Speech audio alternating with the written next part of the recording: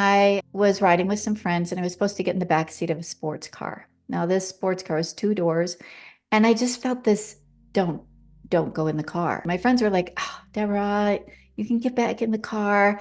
And I think it was a fear. I started like thinking, well, maybe it's because I'm a single mom of three. And so I was like, yeah, you're probably right. Welcome to Beyond the Veil.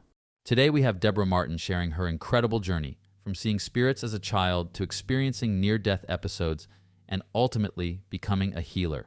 After conquering cancer with divine intervention, her life was utterly transformed. Yet, just as she thought she had found tranquility, another astonishing revelation awaited her.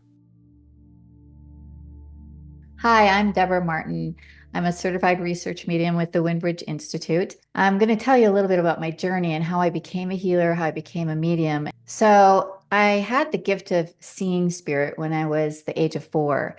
And that was scary. That was really scary. At that time, nobody really talked about spirit. Nobody really talked about mediums. So it wasn't something I was going to voice. But I can remember seeing them at night and being really, really afraid and asking, yelling down the stairs, hey, Mom, can I come downstairs? And I'd hear, Deborah, go back to bed. And I was so afraid of it that fear, I was like, I shut that door. And I didn't want that open. It was like something like I turned away, I shied away. I didn't want to see them. I didn't want to hear them. And so they listened, they went away. So I had my first NDE. And what happened with my NDE in this car accident was I was out with a group of friends. It was the same night that Princess Diana died. And we were watching it all on the screen. You probably can remember where you were at that time. And it was shocking. It was like, what? We were all kind of taken back, and it changed the whole energy of the room. And so when it was time to go home, I was riding with some friends and I was supposed to get in the back seat of a sports car. Now, this sports car was two doors, and I just felt this don't don't go in the car. Now, I've never had a premonition before. I didn't even know what a premonition was, but I felt strongly not to. And my friends were like, oh, Deborah, you can get back in the car. And I think it was a fear. I started like thinking, well, maybe it's because I'm a single mom of three, and Princess Diana was a mom. And so I was like, yeah, you're probably right. So I get into the car, and as we're headed home on the freeway, it was like spirit speaking to me in my mind, but I didn't question it. It was like, I just knew that this was truth. And it was like, you're going to be hit by a car right now. And I was like, oh, no, no, no, no. That can't happen. I'm a mom of three. Right when I said that, it was like, bam. And from that point, I don't even really remember much until we took 40 feet of guardrail out, spinning on the freeway, coming to a stop facing traffic. Our car was crunched. There was no way out. We couldn't get out. The passenger seat, my friend, her seat broke, and she was now in the middle of my lap. The driver had broken her leg. It was frightening. All I could see is these headlights coming towards us. But all of a sudden, a person came to our door and effortlessly just opened it. And I can remember thinking, oh, thank God somebody's here. And this person carried each of us to the embankment. And at that point, he just was like, you're going to be okay. He looked at me, you're going to be okay. And I said, yeah, but I'm wearing this ring, and it's bent, and it's my finger's bleeding. Can you just help me get this off my finger? I'm in so much pain. So he took my finger, he put it in his mouth, he used his teeth to bite and bend the ring to get off of my finger. And at that point, I now have his teeth marks, right? Didn't think anything of it at the time. Well, now all the ambulances are coming and the fire trucks, and everybody's coming from the right. So naturally, I look over to the right. Well, when I looked to the left, that being was gone. No one saw them. All of us did. We all got kissed on the forehead, said, you're going to be fine. I'll see you again. I have his teeth marks to prove that he was real, but he disappeared. That whole experience opened my whole door of what was that? What is divine intervention? What is a premonition? How come I heard that? So it started to open that door again to the afterlife. And I was intrigued by what I was learning, but I just kept it at bay. Well, I got into another car accident. It seems like spirit wants me to have these shifts to get my attention. And I was sitting in a left turn bay, ready to go into a neighborhood to visit my friend. As I was sitting there, I had no premonition. I'm just sitting here, just calmly waiting for the traffic to go by. But all of a sudden, I'm out of my body and I'm watching it from another dimension, looking down below, going, oh my God. And now I feel this being behind me. And this being behind me says, are you ready? I instantly knew that meant, are you ready to stay here? And I said, no, no, my life's too good right now. My kids still need me. And in a split second, I said, I'm not going to make it. I'm just not going to make it. Like there's a car, a big truck that is going to crush me. He is carrying tractor equipment behind his truck. And I have no way to survive this. Well, it was like I closed my eyes and I woke up in the back seat of my once was a 4-door Honda into a 2-door with a mouthful of glass. I didn't remember anything. I was just kind of in shock because I didn't even know I was hit. So now I have this police officer and this gentleman at my car. And the police officer is saying, I'm so sorry. I'm so sorry. We were trying to get this man that's in a diabetic seizure off the road, but he hit you. So now Flight for Life is coming, going to take him to the hospital. And he looks at the other gentleman and said, are you okay? And he goes, no, I'm not. I'm really shaken. I should have crushed her, but I didn't crush her. Something took my steering wheel and put me into oncoming traffic. At that very, very moment when he said those words, it was like a download came into my mind. Oh my God, I saw that. Now it took me some time because, I'm in a car accident. I have to go to the hospital. I have to be checked out. But when I got home, I said, oh my gosh, what just transpired? I heard spirit. Who was that spirit? I was in another dimension. Is there such a thing? Well, I knew it was because it was the core of who I was. I know without a shadow of a doubt what I saw and what I went through. So now I'm like, I can hear spirit. I started dabbling into, can I hear other people's loved ones, friends of friends? And that kind of opened my whole door to mediumship. And later I did get tested by Dr. Gary Schwartz and Dr. Julie Beischel. And that's where I got my certification. And you can learn more about that through the Windbridge Institute. But I needed to get tested because science is my backbone and I didn't know if this was real. So now I'm doing mediumship. That is what I'm doing for others. It becomes not just for fun. I'm now doing it for a job. Many years later, I developed an illness. I was being seen by Mayo Clinic and they couldn't figure out what was wrong with me. I was down to like 90 pounds. I couldn't leave my bedroom. I would be in a fetus position. If I took a drink of water or even a little tiny bit of cracker, I'd be in extreme pain. And for anybody that's delivered a child and knows that pain of having to deliver a child, that's the extreme pain I would be in if I even took a bite to eat. Well, that went on for months. And eventually I was asking God, please take me. There's no quality of life. And I get choked up right now, even talking about it, because I couldn't fathom leaving my children and my grandchildren now. But I had a young daughter who was in 3rd grade at the time. And I just knew that my life, I didn't have any quality. It wasn't being selfish. It was I just couldn't take the pain. So I remember one day, as I had asking God to take me, that I remember seeing spiritual surgeons come into my room. I wasn't afraid, seeing spirit all the time, but I thought they're here for me. Wonder what they're going to do. As I was laying down, I saw the spiritual surgeons start working on my abdomen. Before long, I had a cut in my abdomen. I felt them cutting, and the pain was excruciating.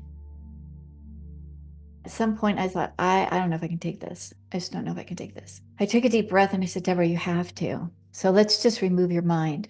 Remove your mind from what's happening. So I closed my eyes and I took a deep breath and I went, when I did, I relaxed, but I came out of my body. I now was floating up. I didn't know where I was going, but it felt so peaceful. I was just like so grateful that I was able to release myself from what they were doing. I had no idea where I was going. And as I flew up and came to this spot where if you looked out an airplane and you see all the clouds, I felt like I was just standing on clouds. And I'm like, oh, this is where I'm supposed to be. This is a space. I'll just remain in this space. But then all of a sudden I seen this beam of light coming towards me. And as the beam of light came closer, I now saw this beam of light carrying my body. Now I call this beam of light God. And I didn't think about this till later, that it was my soul that was watching this all transpire. And I followed God, and he took my body and he placed it on a beam of light. There was also a coffin next to it. And I can remember saying, wow, that coffin's really pretty. It's a glass coffin. I wonder what it would feel like to be in it.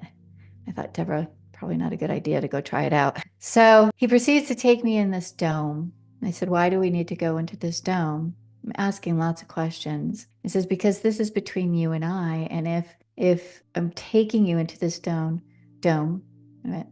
this is between you and I'm taking you into this dome so that no one in the universe can hear what we're going to speak about. And I can remember sitting down at a table. I wasn't facing God. God was now standing behind me, kind of just like when I was in that car accident and I felt that being. Who was that? That was God giving me that choice. So here I am sitting at a table and I see this long piece of paper in front of me. And he said, Deborah, you're on borrowed time, but this is your lifelong contract. And you can reverse things today. And I said, but why would I want to reverse things? I'm in pain. And I asked you to, I want to be here. I feel love. I feel safe. I feel healthy. He says, no, you have a gift that you need to go back with and you need to complete this mission. And so I looked over the contract and I saw the word health. I saw prosperity. I saw voice and amongst other things, but I didn't see my future. I just saw these bullet points and I didn't look back at what my life was before that, just this page. And I can remember questioning God, well, it says health. It has to say healthy because I'm not going back to that. And I can remember seeing the word LY, the letters LY being added. He asked me to sign it, give an oath. I signed the paper and he said, date it 1/21/12. Don't forget this date, he says. This date, all things are reversible, and so are these numbers. And so is what you're going through. I asked if I could still please stay there. I felt so much at peace. I asked if I could stay there because I felt so much peace. And I didn't want to go back to feeling pain. Could I see my parents that are on their side? Could I see, other loved ones? Could I see a dog, my childhood dog? No, no, no, no. He said, if you see them, you probably will not want to go. So I can remember it was time to go because I didn't have much time. And he said, it's time to go now. It wasn't a choice. And as I went back into my body, I can remember floating down and it just felt good. It felt like easy. But when I came into my body, I can remember kind of going in, like if you were going to blow up a mattress, you can kind of see the air going in. I felt like my body was doing that as my soul was entering. And I can remember going, oh, taking a big, deep breath as if you were held underwater. And when I took that breath like that, I asked myself, are you the same person? Did something just happen? And you're just kind of like, what? Taken back by it all. I remember saying, I got to get a notepad. I got to write this all down. I'm going to forget this. I can tell you when something like that happens, you never forget it. So it took me 6 months to fully heal. Mayo Clinic never figured out what was wrong with me. I question that because when we're sick, we want a diagnosis. We want to know what it is. We want our loved ones to know that this is real. It's not like a broken leg where they can see a cast. This was happening within me, and I didn't get that diagnosis. So when I asked God, God said, be grateful you didn't get the diagnosis. Because what happens when we get a diagnosis, we own it. It becomes a part of us.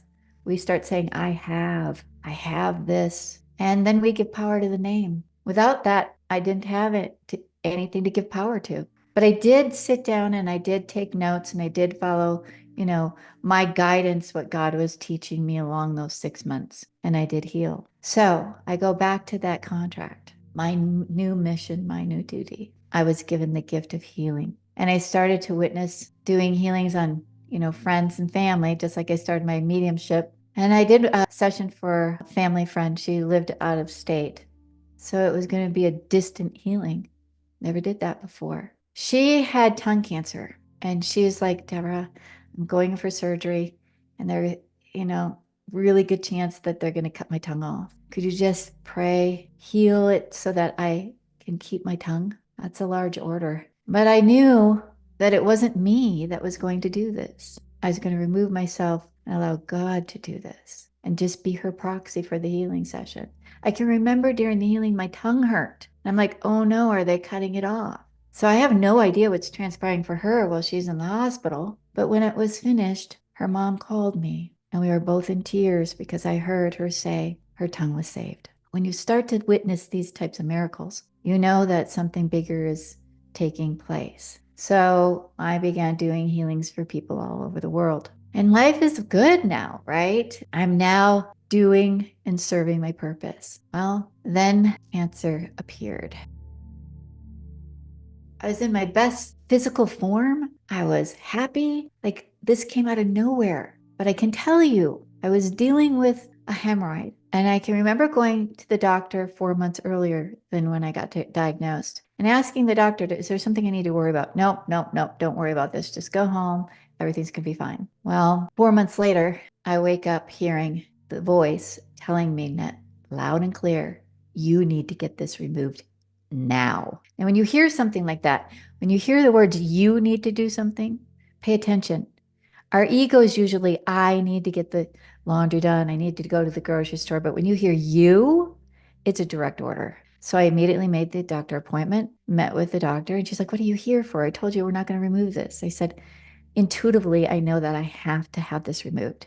She argued with me. I can remember her arguing with me, even to the point where I'm laying bent over on the table when everything's prepared to take it out. She's leaning over the table going, are you sure? It was as if I was standing in my truth with what I heard from who I say is God, or am I going to listen to this doctor who's begging me not to take it out? Well, she did take it out. And 4 days later, she made the call to me and said, I'm so, so sorry. I can't believe I was almost not going to take this out, but you have anal cancer. When anybody hears that word, it stops you in your tracks. It's like life and everything else is a blur. I went into prayer and I said, I can't really say why me, because why not me? But I'm helping heal so many other people. And now you want me to have cancer, or why would my body get cancer? What is this for? I have compassion. Like, I don't understand. So I can remember going for my first cancer treatment, and I'm going to have an IV. But before I take the cancer treatment, I have to take 18 chemo pills. When you have to do it for the first time, you're like, you really don't want to do this. But I had to come from a state of gratitude. So I decided to get a really beautiful dish out and put them in a dish, hold them up to God, ask Him to bless my medicine, and take 2 by 2 at a time. And by doing so, I was giving gratitude for the medicine that God made. Now I'm going to step back a few steps here, because one of the things I ask God is, since I'm a healer, should I seek medical help? And the answer that I received was, use every tool in your toolbox, Deborah. I created all of it. I work through the physical and the spiritual surgeons. I create the medicine for you to take. And so I did, but I did it with God, and I digested those pills and I walked through it. And I can remember saying, they'd say, we're going to fight cancer.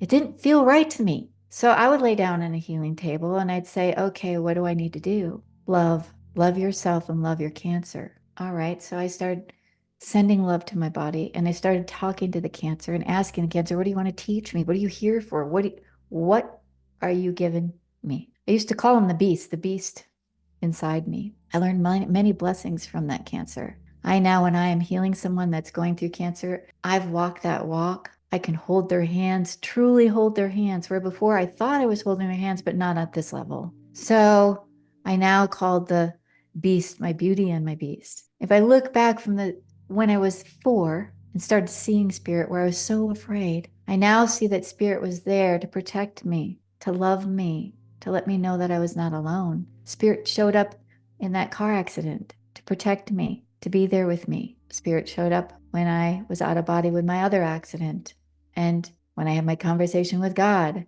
and now again with cancer. So these were hard lessons, but these hard lessons have become my greatest blessings. So if you can walk through anything that you're going through, look at it as, this isn't happening against me, it's happening for me. I can do this. We have so much courage within us that when we have to find it, it's there. Try to come from your heart. Don't let your brain, spiral you down. I could have allowed, really spiraled from that. And walk with a sense of gratitude. I was grateful for my chemo. I was grateful for my chemo pills, for my infusions, for my radiation, because this was all part of what was going to heal me, along with my love that I was sending, my lessons, and the help of God.